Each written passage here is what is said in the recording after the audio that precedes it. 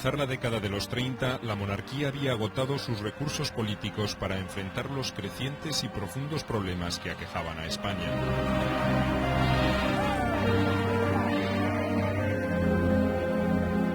Por el gobierno habían desfilado durante décadas representantes de partidos monárquicos seguidos por una dictadura que aspiraba a calmar enfrentamientos, pero no habían podido crear un clima político favorable para recuperar los espacios perdidos. El rey apostó por las urnas creyendo que una simple restauración de los modos democráticos municipales alcanzaría para neutralizar la protesta política y social. Pero la realidad no resultó como la monarquía la había imaginado. El pueblo español no renovaría su voto de confianza y pasaría a ser el protagonista de un hecho revolucionario.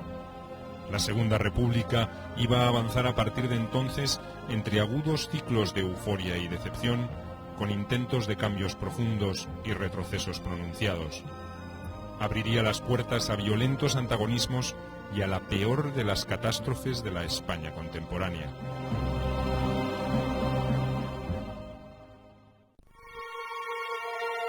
En 1931 el rey Alfonso XIII llevaba 28 años en el trono. Había sido coronado en 1902 en un periodo muy crítico de la vida española. En 1898 se habían perdido las últimas colonias, Cuba, Puerto Rico y Filipinas, a manos de la expansión imperialista de Estados Unidos. La derrota perjudicó a sectores económicos, aunque otros se vieron beneficiados por la vuelta a España de capitales que abandonaban Cuba. Pero también originó una gran crisis cultural con particular incidencia entre los intelectuales. Se iniciaba la industrialización y la modernización, pero las estructuras políticas y sociales eran inadecuadas. En esa España, la clase media solo representaba el 10% de la población.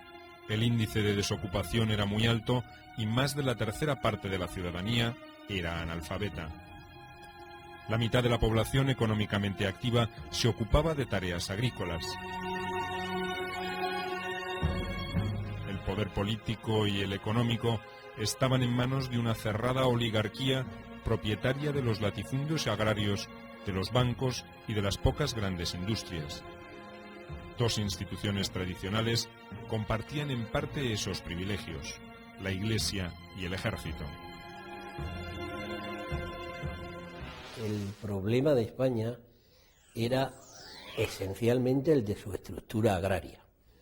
España tenía la particularidad que compartía con algunos países del este de Europa de tener una amplísima población campesina.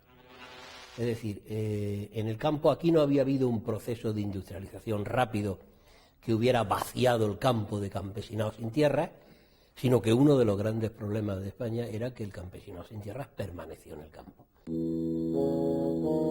En 1923, el general Miguel Primo de Rivera puso fin a la etapa de los gobiernos surgidos de partidos monárquicos e instauró una dictadura que inicialmente contó con el apoyo de los terratenientes, la burguesía, el ejército, la Iglesia y el propio rey.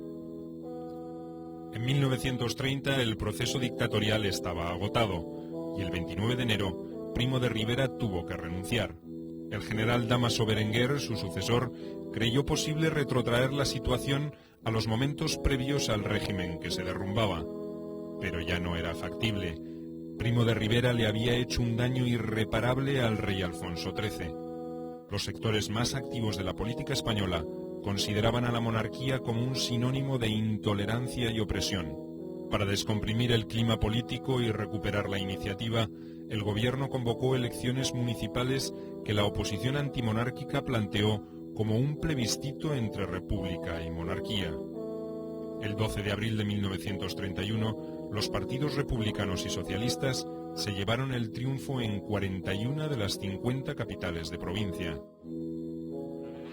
Salieron banderas republicanas, empezaron a colgar banderas republicanas, y entonces o bien intervenía la fuerza, es decir, o bien salía y la fuerza era el ejército, porque la policía no podía contener eso, y entonces hubiera tenido que salir el ejército, o bien el rey se tenía que ir. El rey inició conversaciones con mandos militares que le dijeron que había que seguir lo que la voluntad popular había decidido, y se dio cuenta de que los mandos de la Guardia Civil, sobre todo, pero también los generales de división, los generales, capitanes generales, no iban a apoyar la continuación de la monarquía contra la voluntad que se había manifestado en las urnas. Esa misma noche, Alfonso XIII embarcó para Francia, reconociendo a España como única señora de sus destinos. El 14 de abril de 1931, un grupo de dirigentes republicanos asumió como gobierno provisional de España bajo la presidencia de Niceto Alcalá Zamora. Los conflictos vinieron pronto a sacudir a la incipiente república. Primero fue la autonomía catalana, que estaba impaciente por ser reconocida y que para muchos españoles significaba un proceso de desmembramiento territorial. Sin embargo, el problema más grave fue otro. El 11 de mayo de 1931 estalló la violencia entre católicos y republicanos. En varias ciudades fueron quemados conventos, iglesias y colegios religiosos ante la pasividad policial. El gran suceso que siempre se recordará es la quema de conventos del 11 de mayo, un mes después de proclamada la República. No fue organizado por la autoridad. Fue una reacción espontánea porque en un centro monárquico pusieron la marcha real. Y ahí es donde el gobierno republicano se dividió. El ministro de la Gobernación, Miguel Maura, católico, hubiese querido sacar a la Guardia Civil o el Ejército para reprimir estos disturbios. Pero otros más de izquierdas se lo impidieron. Es famosa la frase que se atribuye a Azaña: todos los conventos o iglesias de Madrid no valen la vida de un republicano. Esto lo pagaría muy caro después Azaña. El 28 de junio, los españoles concurrieron de nuevo a las urnas para elegir diputados a Cortes Constituyentes, pues las principales reformas debían plasmarse en una nueva Constitución. Su debate se inició en agosto y demandó 4 intensos meses de discusiones. El texto final fue promulgado el 10 de diciembre de 1931. La Constitución del 31 es, a mi modo de ver, una gran Constitución, pero tiene un inconveniente. Es de esas constituciones que en este país, en la historia constitucional, está muy claro, que un grupo del país intenta imponer a otro. Es de las constituciones, digamos, de combate.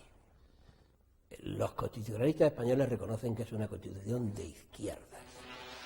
No es una constitución de consenso, que es lo típico de la Constitución del 78 que nos rige actualmente. Es una constitución que se llama de consenso, es decir, todo el mundo está de acuerdo en los asuntos fundamentales. No, la Constitución del 31 disgustó muchísimo a la derecha sociológica española, es decir, fue una constitución impuesta por la izquierda a la derecha. Este es probablemente el asunto más problemático de todos. Manuel Azaña, a cargo del nuevo gobierno provisional, condujo el proceso de aprobación de la Constitución. Alcalá Zamora fue elegido para ocupar el recién creado cargo de presidente de la República, y el propio Azaña fue confirmado como jefe de gobierno. La creación de un sistema de educación laica y el cierre de colegios religiosos hizo que la Iglesia se convirtiera en un polo de oposición aglutinante de sectores conservadores y de derecha. Desde el Ministerio de Trabajo, el socialista Francisco Largo Caballero logró hacer aprobar entre la resistencia de los terratenientes y la crítica de los anarquistas una ley de reforma agraria que muy pronto se mostró compleja e ineficaz. La impaciencia del campesinado ante los beneficios de una reforma agraria que nunca terminaban de llegar produjo, bajo la dirección de dirigentes anarquistas, diversos hechos de violencia, el peor de los cuales ocurrió en Casas Viejas, en la provincia de Cádiz, a principios de 1933. Los campesinos invadieron propiedades y proclamaron una especie de comunismo libertario. Sin más trámite, fueron reprimidos y fusilados por los militares a cargo de la represión. Si bien el gobierno republicano no había ordenado tal represión, ella fracturó muchos de sus apoyos políticos.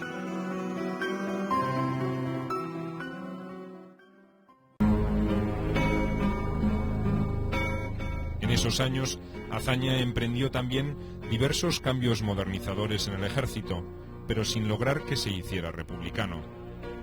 Por eso no es de extrañar que en agosto de 1932 el general José Sanjurjo y algunos militares monárquicos se sublevaran contra la República, pero el golpe fracasó y Sanjurjo fue apresado y procesado. Debilitado por las revueltas anarquistas y monárquicas y por el creciente distanciamiento entre republicanos y socialistas, Azaña dimitió el 8 de septiembre de 1933, siendo reemplazado por Alejandro Lerroux. El presidente Alcalá Zamora disolvió las Cortes y convocó a nuevas elecciones. Para los nuevos comicios, la derecha apostó a una nueva coalición, la Confederación Española de Derechas Autónomas, conocida como CEDA. Su líder, José María Gil Robles, un hombre de la Acción Católica, se había destacado por enfrentar la reforma religiosa del gobierno y por oponerse a la nueva Constitución.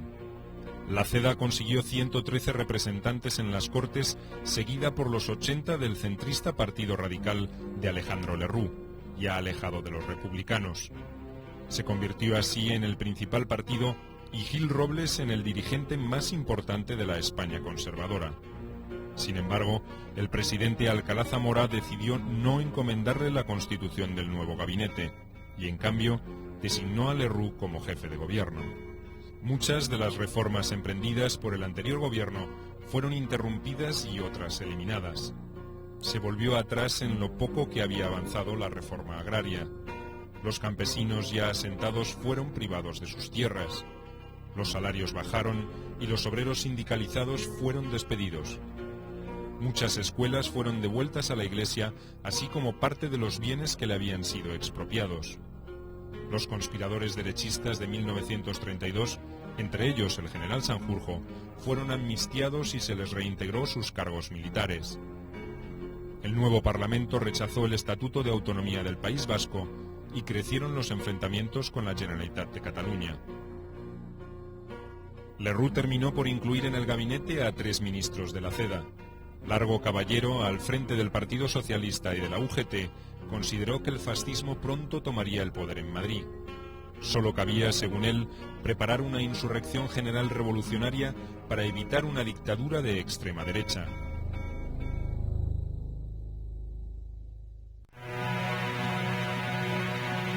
El 5 de octubre de 1933, el Comité Revolucionario Socialista cursó las órdenes para el comienzo de una huelga armada. La Central Obrera Anarquista, la CNT, no se plegó al movimiento y los comunistas lo hicieron con demora. La insurrección solo tuvo cierta trascendencia en Asturias, el País Vasco y Cataluña, aunque en este último caso